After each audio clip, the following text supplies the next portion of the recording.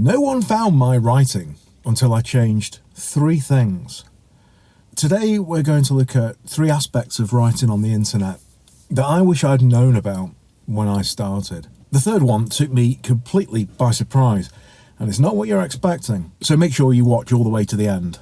You won't want to miss it. Let's get into it. When you start writing online, unless it's just a place for you to record your journal, you're hoping for some kind of audience. And that creeping feeling that no one's found your work yet, it's put an end to many a writing adventure. But it doesn't mean you've got something horribly wrong. It's normally a sign that you could tweak a few things, maybe even just one, and it will completely change how and how many readers will find your words. Before we go on with today's topic, if you like calm, reassuring guidance, I share more of it in my weekly newsletter.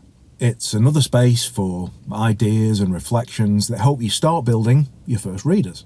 If that feels useful, you can find it on Substack by going to writingontheinternet.com, and it's completely free. Let's get back to it.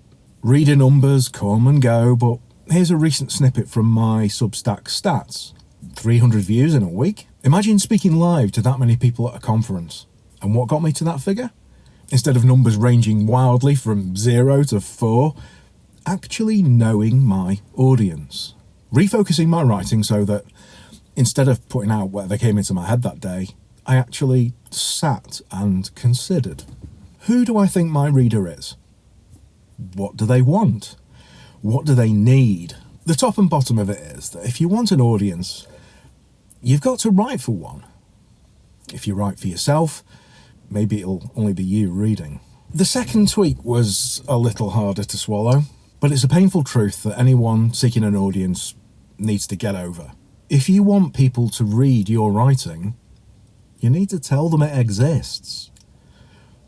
Here's a graph showing my growth on Substack, the platform I use for most of my writing. Can you guess the point at which I stopped just writing weekly newsletters and started to take advantage of Substack's engagement engine, the notes tool? Self-promotion might feel a bit icky at first, but you get used to it quicker than you might think, especially when you see those results.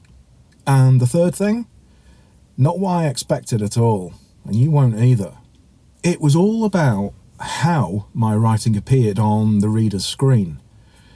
Take a look at how I took this original piece of writing, the good old wall of text, and whizzed it through 2 rounds of editing to make it more attractive and easier to read. First, I broke it up into my favourite 1-sentence, 3-sentence, 1-sentence paragraph structure. Then I made sure that the first and last words of each sentence were amongst the most important ones. This change in writing style, way different from anything I was taught at school, and nothing like the text I was used to seeing in my favourite novels, opens up your writing to a modern audience. Readers who skim your article quickly and only go back to something to read it properly if it catches their eye. So, there we have it. 3 tweaks to the way I wrote online that moved my reader base from 0 to thousands. Next time you're about to tap the keys, make a quick check to see if you have them all covered. Now you know 3 easy changes to get your readers rolling in. If starting to write online feels bigger than it should, grab my free New Writer bundle. It gives you a year's worth of prompts, ready-to-use headline ideas, and simple readability tips, like I discussed today, so you're never stuck wondering what to write. It's there to lower the friction and help you take a first step that actually feels doable. The link's in the description, or go straight to free.writingontheinternet.com. Cheers.